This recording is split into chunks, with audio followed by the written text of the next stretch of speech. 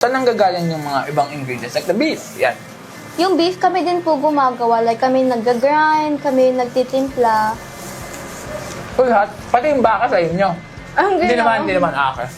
Nagtitimpla ng mga kung ano-ano mang sangkap na nandyan ngayon. Yes po, yung beef sa amin din. And then, sorry. Maging palaman po siya. Maging palit. Kasi. And sorry, I'm gonna go for a third bite. Gusto mo mag-host? Ikaw kaya muna. Try mo muna ako. Ang sarap kasi!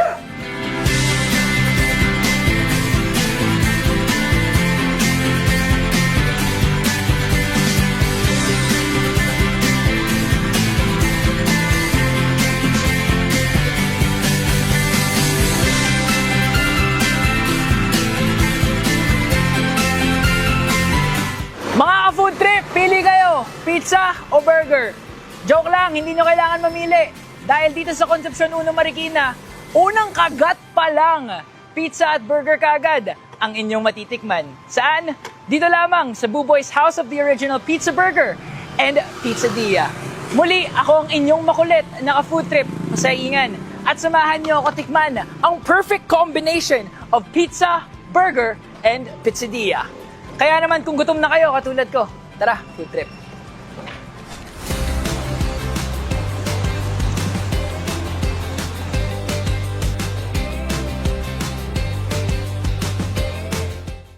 Nandito pa rin tayo sa Buboy's and this time kasama natin ang kanilang mga signature dishes.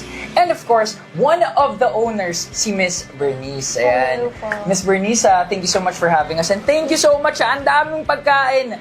Natatakam na talaga ako. So, kamusta ka, Miss Bernice? I'm okay po. Kayo po, kamusta? Ako masaya ako. Natatakam na ako actually. Kung pwede ko lang i-skip yung interview, kumain na ako ngayon. Pero kailangan kasi talaga muna natin malaman no, yung history behind the famous pizza and burger Buboy. So, paano nag-start ang Buboy's? Nag-start po ang Buboy's way back 2020 nung pandemic po. And then that time po kasi nawalan ng work yung tita ko and nag-isip po kami na mag-business na food delivery online. And then, nag-start po kami shawarma lang. Oh. Tapos, after no, nagdagdagan yung products namin hanggang sa nagkaroon na ng pizza, pizza burger, and pizzadilla. So, sobrang daming nadagdag, no? Pinaghalo niyo na. Yes po. Kaya naging pizza burger. So, you started delivery. So, ibig sabihin nun, may branch na ba kayo nun? Nasa bahay pa lang? Sa bahay pa lang po kami Nung home-based. pandemic? Opo, Early pandemic or mga 2021s na? Mga early po, 2020s pa. Oh, grabe no. Kahit pandemic, nakapag-start pa rin kayo ng Opo, business. kasi kailangan wala pong income nung that time. And sigurado naman naging worth it talaga yung Yes risk nyo po. kasi I believe, ilan na ang branches nyo ng Buboy's ngayon? Over 60 branches na po ng Buboy. 60? Yes po. Alam, ang kita ko sa internet, 6 lang. 60 pala, kulang ng zero. Opo, mga iba't ibang kasi dugtong sa pangalan nila baka kayo. Pero lahat naman same na nandun yung mga signature Yes pizza po. burger nyo. Pizza burger, pizzadilla, and then yung mga pizzas. Oh, so talagang marami talaga kayong chance ang matry, ang itatry natin later on kasi marami pala silang branches. Mamaya lamang malalaman nyo kung saan yung mga branches. Pero again, bakit Buboy's ang pangalan? Sino ba si Buboy? Ikaw si Bernice eh.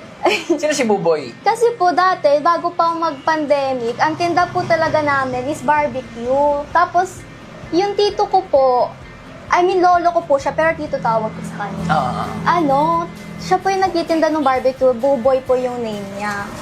And then, nung nag-stop po, since nakagawa na po kami ng page, ayun na lang ginamit namin name, Buboy's. Buboy's. And catchy na rin naman po pag, di ba, Buboy's, mabilis matandaan. Mabilis matandaan, no? Kahit ang dami nilang combination ng food. Pag Buboy's, alam mong pizza burger kagad. So, you started with barbecue, tas nung pandemic, naging shawarma food delivery. And then, Kinontinue nyo yung legacy ni Tito Lolo. Yes Tito Lolo po. Buboy. Ayan. So, ngayon na with over 60 branches, matanong lang, paano nyo na-manage yun? And anong role mo with managing yung mga branches nyo? And even this one sa Marikina? Ang ginagawa po namin is, syempre monitor po namin palagi yung page nila, kung nagma-market ba sila ng maayos, and then yung quality ng itsura pa lang. And then minsan po pinupuntahan din namin sila sa mga branches kapag nag-deliver po kami. Tingnan namin yung mga gawa nila and also yung lasa if same po. And ako naman po, ang role ko po is most on marketing. Nagko-content po ako para sa page namin. No, actually, yung taas ng following ng Facebook niya eh. Yes po. Napansin ko. So, good job ka talaga doon. I believe na kakasabi mo lang, hulaan nyo guys kung ilang taon na si Miss Bernice, pero maniniwala ba kayo na 20 lang siya?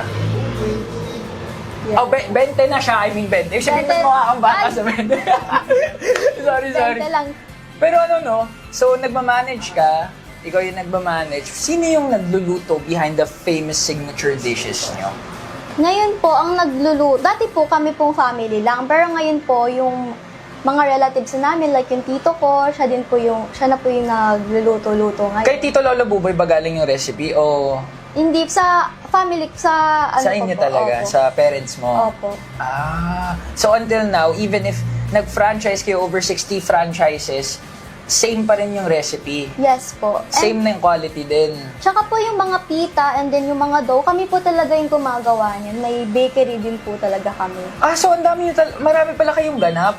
Yes po. Hindi lang kayo nandito sa industry na to, pati bakery meron kayo. So lahat yan, freshly made, sa inyo mismo. Yes po, yung mga dough and pita, kami yung gumagawa talaga. Pati yung mga beef, timpla po namin siya. Anong pangalan ng Buboy's Bakery?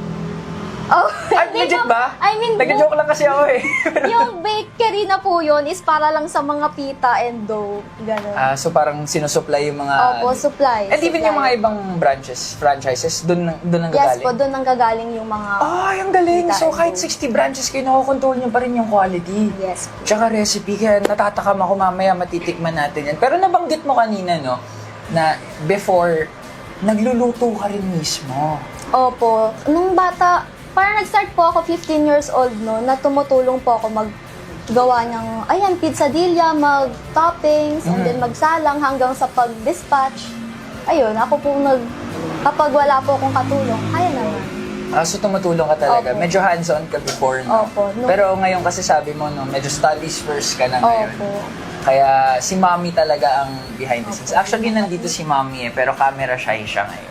Gusto niya kasi gamitin ng face card niyang kanyang anak na si Bernice, ang representative. So, Bernice, no, pwede bang matanong kung ano bang average price ng siguro sabay pizza burger dyan? Pizza burger. Ito, 10 anong inches. average price ng 10-inch pizza burger ng Buboy's? For 10 inches po, 729. Not bad. Yes po. 729. Sulit na yan. Sulit na sulit. For sharing, no? Yes po. Mamangha ako sa inyo pag nakain nyo to mag-isa, pero hindi rin ako magtataka. Kasi may mga times sa gutom ako, kaya ko to siguradong kainin mag-isa, mas lalo na pinagsama ang aking favorite na pizza and the burger. So, ito naman, no, magkano to? 400. Mas affordable, pero siksik pa rin, sa mga toppings later. Matatry natin yan mamaya. And ito yung pizzadilla. Combination ng pizza and quesadilla. Yes. Magkano naman to? 349 po. Ayan po yung double. Pababa yung presyo Parang spaghetti Ito yung double pizzadilla. Double beef pizza deal.